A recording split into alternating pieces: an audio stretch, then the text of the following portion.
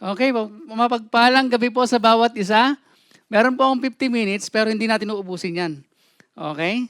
So, salamat po sa Panginoon. It's already 8:30. Anong oras ba dapat matapos? Okay, ang dami kong slides. Okay, salamat sa Panginoon no, sa buhay na napakabuti ng Diyos. God is good. All the time. All the time, God is good. Amen. Hallelujah. Salamat sa Panginoon no, sa panibagong araw na kung saan binigyan na tayo ng kalakasan.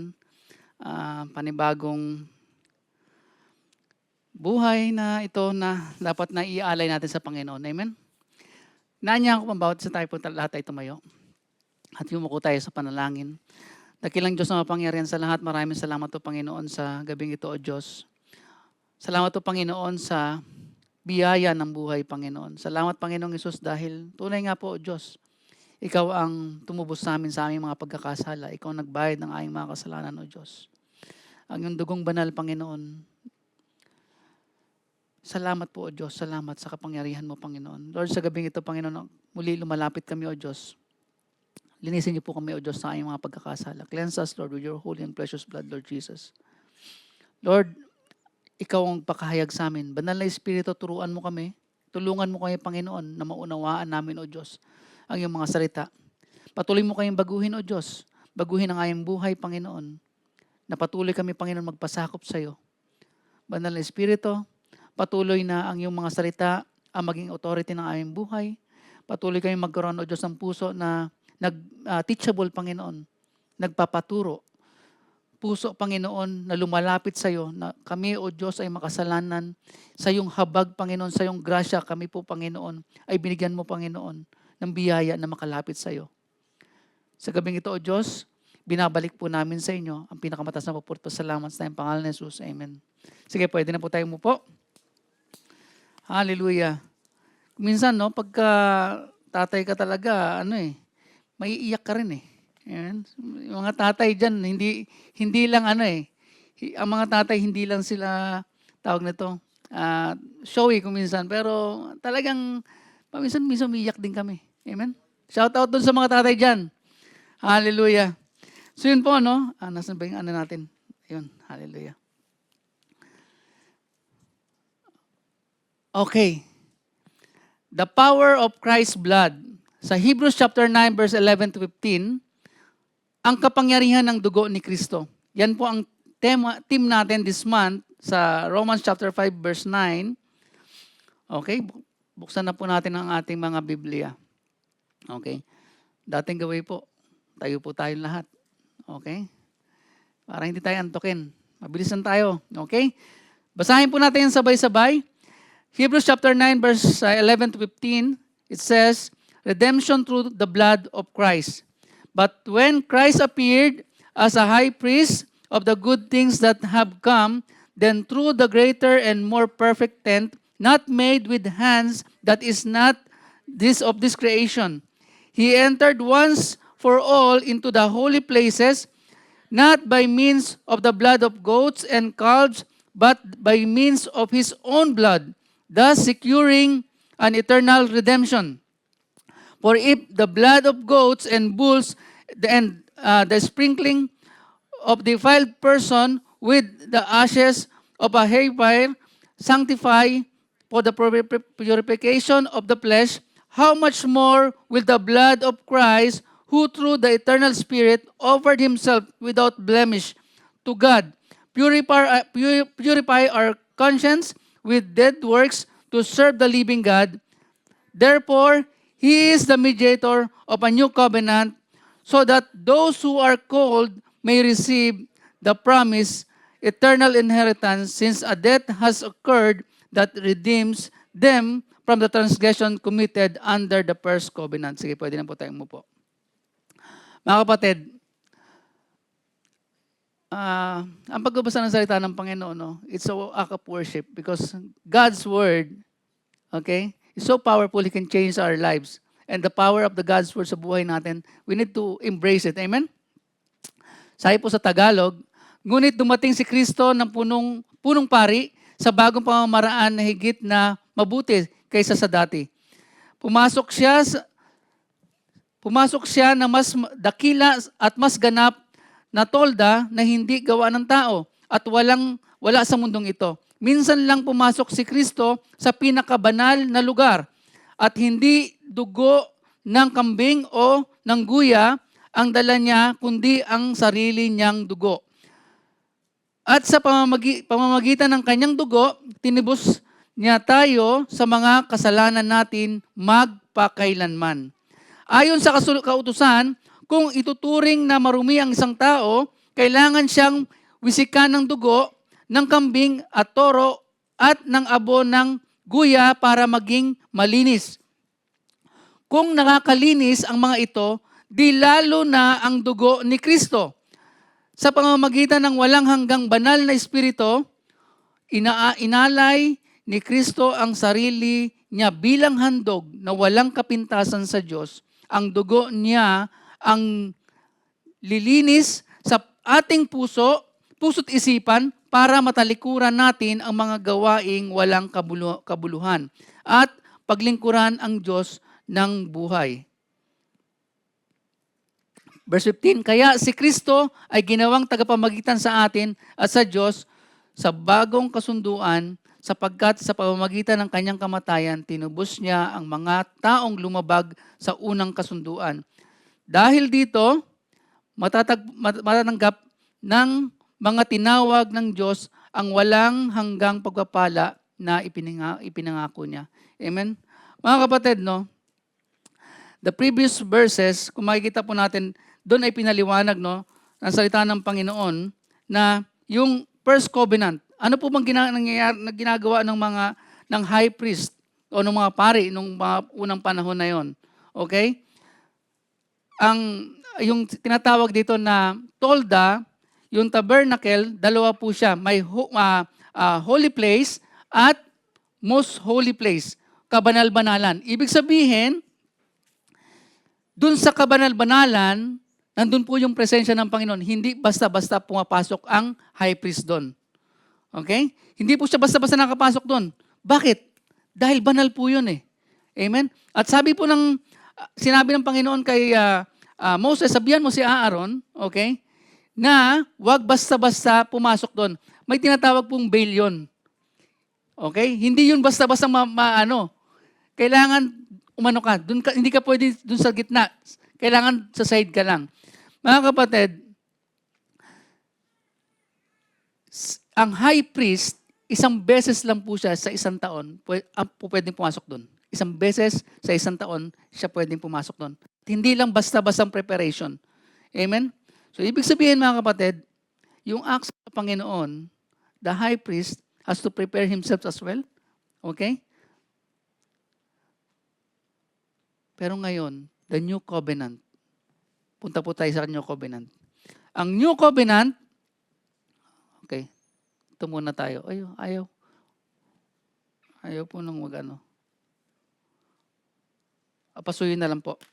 Okay, introduction pa lang. Okay, ayan. Sabi po dito, every atonement made under the Old Testament law required a substitute for a sinner.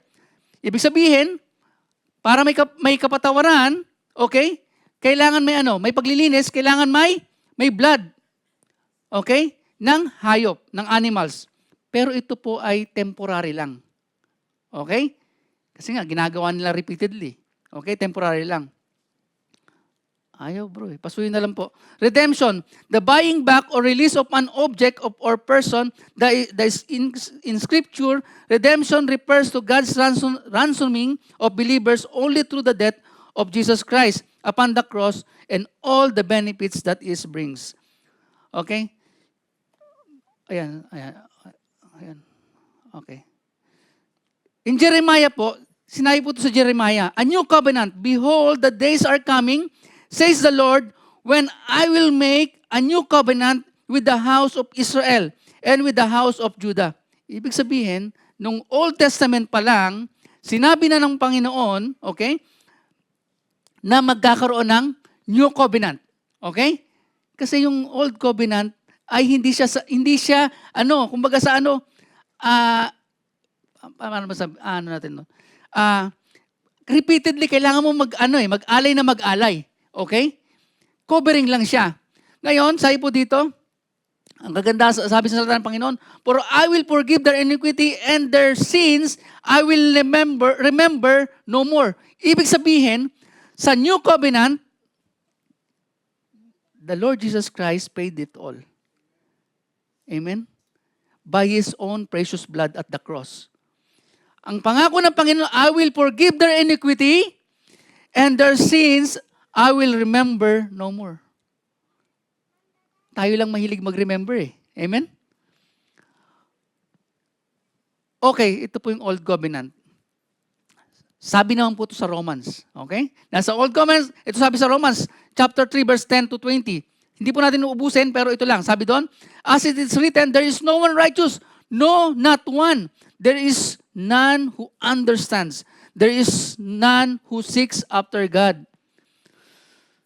Verse 20, sabi po yun, therefore, by the deeds of the law, no flesh will be satisfied in His sight. For by the law is the knowledge of sin. Ano po sinasabi ng law?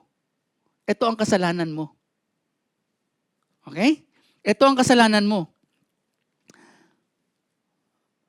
In Hebrews chapter 10, verse 1 to 4, ang sabi po dito, yung mga animal sacrifices, sabi po dito, for the law having a shadow for the good things to come, and not the very image of the things can never with these same sacrifices which they offer continually year by year make those who approach perfect. Ibig sabihin, verse 4, verse 3, but in those sacrifices there is a reminders of sin every year. Ibig sabihin, nag-offer sila, mariremind sila ng sin nila every year. For it is not possible that the blood of bulls and goats could take away sins. Amen? It is not possible. Yung ginagawa ng Old Covenant it's not possible to take away sin. Ibig sabihin, covering lang. So they have to do it year by year.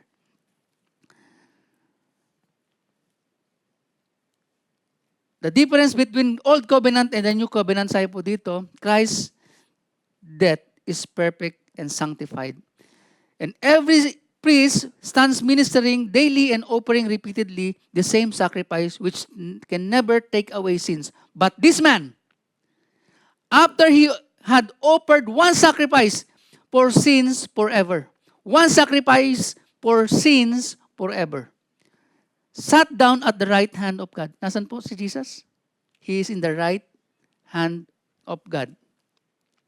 For the time waiting till His enemies are made His footstool, for by one offering He has made perfected forever those who are being sanctified. Lahat po ng mga anak ng Diyos, no? Sabi po dito, for by one offering He has made perfected. Ibig sabihin, mga kapatid, one time lang po namatay ang Panginoong Yesus. And there's forgiveness of our sins. Amen? Good news mo yun. Palakpakan natin ang Lord. Hallelujah. Mga kapatid, no, sa buhay natin, no, napakahalaga po na maintindihan natin, no, ang Panginoong Yesus, yung ginawa niya dun sa krus ng Kalbaryo, hindi po madali. Hindi po madali. Amen? Okay. Uy, ang bilis. Teka lang. Ang bilis. Tapos na agad. Oh. Nakpasuyo ako sa ano lang. The cross muna. Sige na. Bibilisan ko lang. The cross. An instrument of execution used specifically by the Roman authorities for putting criminals to death. The cross, ang nilalagay nila lang doon sa cross, yung mga kriminal. Okay? Okay?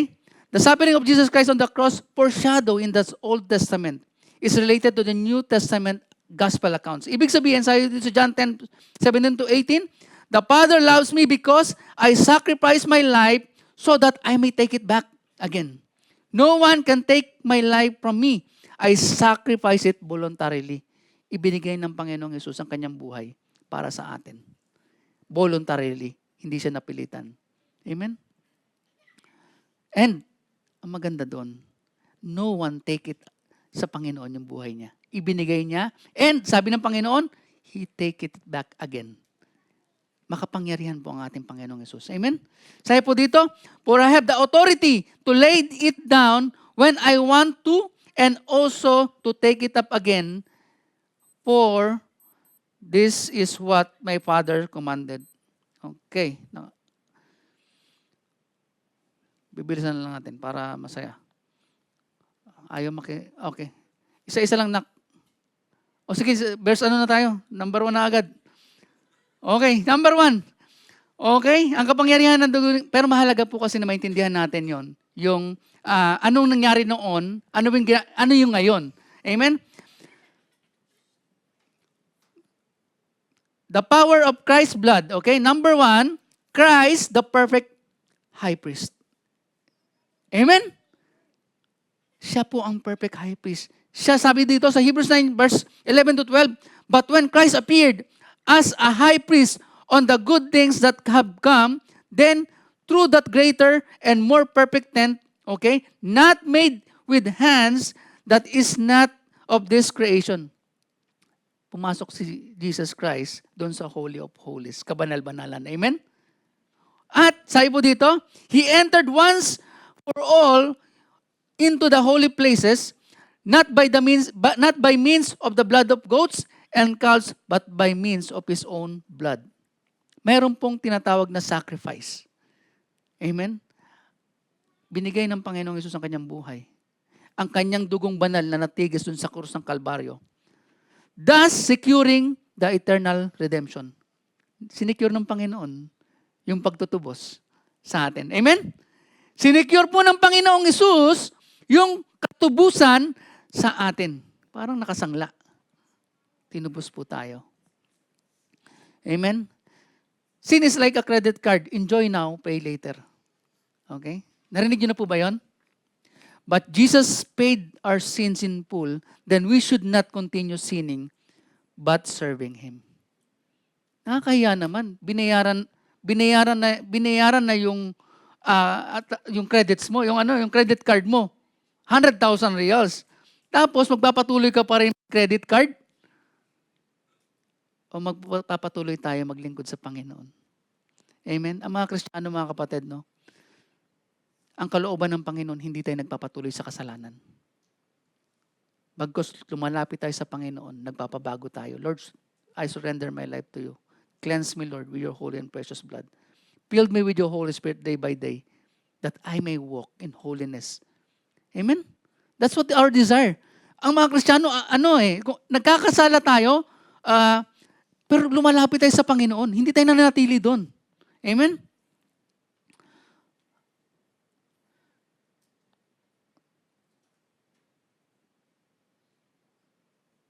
Okay, sabi po dito, the precious blood of Christ, a lamb without blemish or defect, paid in full the debt of sin we owe to God, and we need no further sacrifices for sin. Jesus said, "It is finished." As He was dying, and He meant just that the entire work of redemption was completed forever. One time, He completed it. Amen? Tayo po ay tinubos ng Panginoon. Amen. Okay? Unlike the other high priests, He does not need to offer sacrifices day after day, first for His own sins and then for the sins of people. Okay? The high priest offer sacrifices for his own sins and the sins of the people. But Jesus committed no sin. And He is blameless. Okay? He is pure. He is our righteous God. He committed no sin. Dapat mo maintindihan natin ito, mga kapatid. Dahil ang ating Panginoong Hesus ay banal at siya po ay nag-alay ng kanyang buhay sa atin. Amen?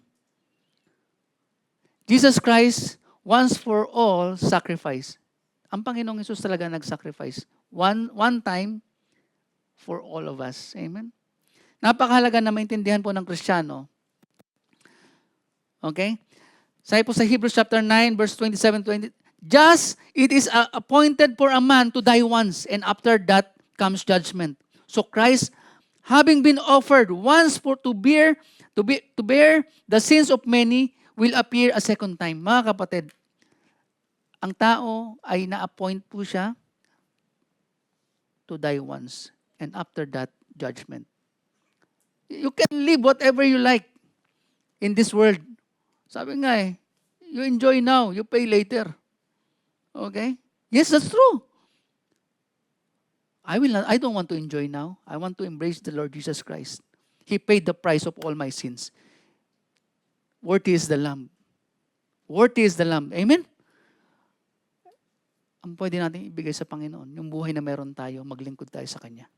Habang may kilakas pa tayo, habang kaya pa natin, magpagamit tayo sa Panginoon for His glory. Patuloy tayong lumapit sa Panginoon na, Lord, patuloy mo akong tulungan. Amen? Because yung ginawa ng Panginoong Yesus dun sa Kalbaryo, hindi po siya madali. Amen? Hallelujah. Ayaw na naman. Okay, sige, next. Pasuyin. Number 2. The power of Christ's blood. Ayan, pasuyo po. Ayan. Pa isa-isa. Okay. Hebrews chapter 9 verse 14. How much more will the blood of Christ, who through the eternal Spirit offered Himself without blemish, purify our conscience from dead works to serving the living God. The Savior's blood include the reality that He literally bled on the cross, but significantly that He bled and died for sinners. Hindi po madali yung ginawa ng Panginoong Hesus. Siya po ay talagang, yung kanyang dugong banal, talagang, lahat po tayo nakapanood ng Passion of Christ, right? O kung hindi naman the Passion of the Christ, yung mahal na araw, di ba? Minsan umiiyak-iyak pa nga tayo Minsan naaawa tayo, nagagalit tayo dun sa, tawag ito? Sa mga umahataw. Galit din ako dun dati. Ako yun tayo yun Yung kasalanan natin yun, mga kapatid. Amen? Si Pilato, nagugas kamay Di ba? Pero mga kapatid, hindi po madali ang ginawa ng Panginoong Hesus dun sa krus ng Kalbaryo. Siya po ang nagbayad ng kasalanan natin lahat. Yung kasalanan na hindi natin kayang bayaran. Lahat po tayo hindi nakaabot doon sa pamantayan ng Panginoon. Ang Panginoong Hesus lang po. At siya po ang nagbayad ng ating mga kasalanan. Amen?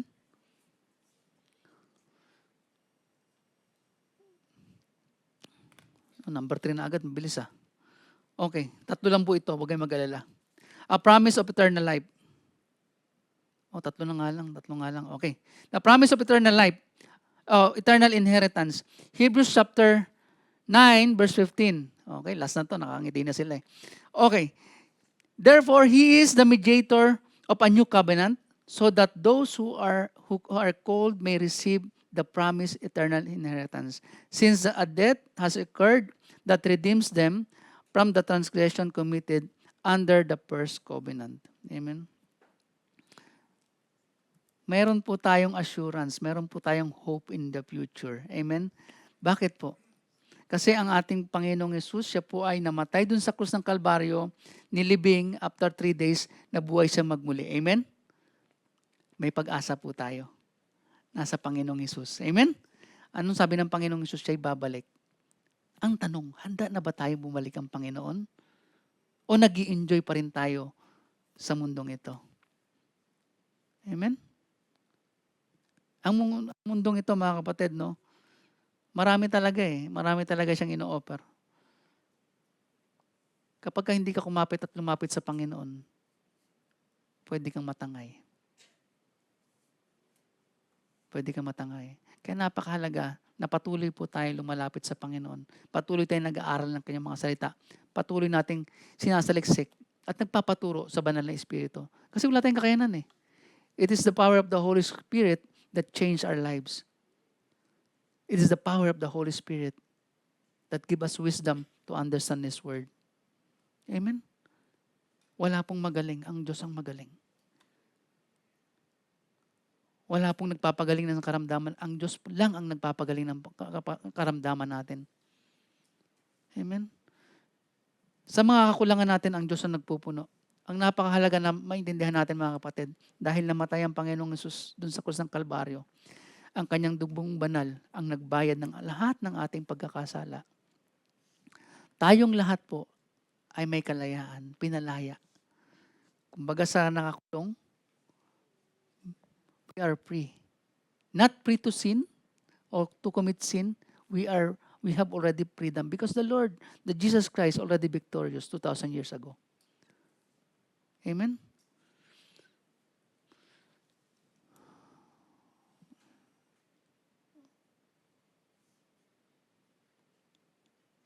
Okay. Hebrews chapter 8 verse 7. If the first covenant had been faultless, there would have been no need for a second covenant to replace it. Amen? Dahil may fault siya, dumating ang Panginoong Hesus. Amen? At siya po nagkumpleto nun. Amen? The necessity of blood for the forgiveness of sins, sabi po sa Hebrews chapter 22, 9 verse 22, without shedding of blood, there is no forgiveness of sins. Kailangan natin maintindihan yon. Yung ginagawa nila nung Old Testament, the Old Covenant, kailangan po may blood, okay? To offer. May sacrifice. Kailangan patayin yung, tawag doon, yung hayop at yung blood niya ang i-offer. Kaso nga lang, yun po ay hindi siya permanente. Year by year, repeatedly kailangan gawin. Praise the Lord. The Lord Jesus Christ did it once and for all, forever. Amen? Meron po tayong kalayaan pagtubos sa Panginoong Hesus. Amen? In Romans chapter 3 verse 25, sabi po dito, for God presented Jesus as nakpasuyo ako. Romans chapter 3 verse 25, sabi po dito, for God presented Jesus as the sacrifice for sin. People are made right with God when they believe that Jesus sacrificed His life, shedding His blood. This sacrifice shows that God was being fair when He held back and did not punish those who sinned in the time past. Mga kapatid, kailangan may magbayad ng kasalanan. Amen? And God is holy, God is just. Amen? Hindi ibig sabihin na, okay na yan dahil mahal kita. Ang kaunawaan ng iba, dahil mahal tayo ng Panginoon, okay lang yon. Okay lang na magkasala, lapit lang tayo ng sa Panginoon. Hindi. Ang Panginoong Hesus po ang daan, katotohanan at ang buhay. Walang makakaparoon dun sa Ama kundi sa pamagitan ng Panginoong Hesus. Walang shortcut, wala pong iba. Ang Panginoong Hesus lang. Bakit? Siya po ang nagbigay ng kanyang buhay sa atin lahat. At nagbayad ng ating mga kasalanan. Kung may tanong tayo, isa lang. Dapat ba tayo maglingkod sa Panginoon? Dapat. Dapat ba nating isuko ang ating buhay sa Panginoon? Dapat. Dapat ba natin panampalatayaan ang ginawa ng Panginoong Hesus dun sa krus ng Kalbaryo? Dapat. Dahil wala pong ibang daan. Mga kapatid, napakahalaga po na maintindihan natin na ang Panginoong Hesus ang siya nagbayad, ang kanyang dugong banal ang nagbayad, ang nagtubos sa atin sa lahat ng ating mga pagkakasala. Amen? And one day, the Lord Jesus Christ will come back and we have to be excited. Excited ba tayo? Parang hindi kayo excited. Amen? We have to be excited. At the same time, we have to be prepared. How we live our life, paano tayo namumuhay, it shows if we are excited in His coming or if not. Amen? Kayo lang po. Ang personal po ang tanong na yon. This evening, let's desire. Let's commit na, Lord, this life is yours, not mine. Anytime, Lord, gusto kong magpagamit sa iyo. Gusto kong ibigay sa iyo yung the best. Because you deserve the highest praises, thanksgiving, service na meron ako, Panginoon. Wala tayong pwedeng itago sa Panginoon, mga kapatid. Amen? Yung mga bagay na kinikip-kip mo, yung iniingat-ingatan mo, ilatag mo na sa Panginoon yan. Dahil ang kasalanan ay hindi po makakalugod sa Panginoon yun. Amen? Isuko po natin ang ating buhay sa Panginoon. When we surrender our life, kasama po lahat yan. Amen? Hallelujah. Conclusion na po. Oh, yes. Nakangiti na sila. Okay, praise God. The blood of Jesus Christ has redeemed us. We are now new creations in Christ.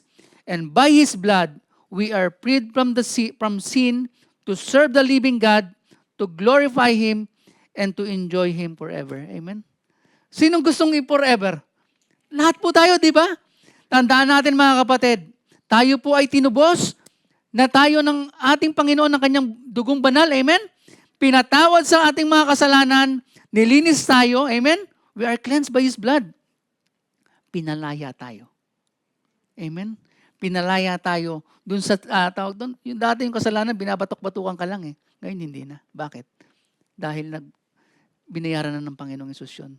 Ang dapat lang natin gawin is lumapit sa Panginoong Hesus. Huwag tayong magpatuloy sa ating kasalanan. Patuloy tayong magpabago sa kapangyarihan ng Banal na Espiritu. Amen? At magpatuloy tayong maglingkod sa Panginoon, mga kapatid. Our life is to give praise sa Panginoon, to glorify His name. And kahit nandito pa tayo sa lupa, we enjoy His presence. Amen? Because forever will come. Amen? Hallelujah. So yun po, supporting verses lang po yan. If anyone is in Christ, he is a new creation. The old has passed away. Behold, the new has come. So sa gabing ito, mga kapatid, no, tayo pong lahat ay patuloy na maintindihan natin na tayo po ay tinubos na ng Panginoong Hesus. Siya po ang nagbayad ng ating mga kasalanan. Amen? And we need to anticipate His return. Okay? Maging excited tayo. At sa paghihintay natin, magpatuloy tayo sa Panginoon. Amen? So yun po, let's commit our life sa Panginoon. Tayo pong lahat ay tumayo at tayo manalangin. Dakilang Diyos na mapangyarihan sa lahat, maraming salamat o Panginoong Hesus. Salamat o Diyos dahil tunay nga po Panginoon. Ikaw ang aming high priest Panginoon, na minsan lang Panginoon, you offer your life, Lord God, as a sacrifice for our sins, Panginoon. You paid the penalty, Panginoon, ng aming mga kasalanan, Panginoon. Lord, hindi po namin kayang bayaran ang aming mga kasalanan, Panginoon. Ngunit Ikaw, Panginoon, ang nagbayad ng lahat ng pagkakasalang aming nagawa. Salamat, Panginoong Hesus, sa iyong dugong banal. Dahil tinubos mo kami, O Diyos. At Lord, salamat sa iyong dugong banal, Panginoon. Pinalaya mo kami, Panginoon, sa kasalanan, O Diyos. Lord, sa gabing ito, Panginoon, pangunahan mo kami, Panginoon, patuloy. Puspusin mo kami ng iyong banal na Espiritu. Patuloy mo kayong baguhin, O Diyos. Patuloy kami, Panginoon, na sumurrender sa iyo, Panginoon. We surrender our lives to you, Panginoon. We want to worship you. We want to honor you. We want to serve you with all our hearts, Panginoon. Continue to change our lives, Holy Spirit. Lord, maraming salamat sa iyong mga salita na patuloy na nagtuturo sa amin paano mamuhay ang iyong katotohanan, Panginoon. Na tunay nga po, Panginoon, walang ibang daan, ikaw lamang, Panginoong Yesus. Lord, sa gabing ito, Panginoon, patuloy mo pong palaguin ang aming pananampalataya. Patuloy mo kayong baguhin, O Diyos, at pangunahan. Lord, maraming salamat, O Diyos, sa gabing ito. Binabalik po namin sa inyo, Panginoong Yesus, ang pinakamataas na papuri at pasalamat. Sa pangalan ni Jesus, amen and amen. God bless everyone.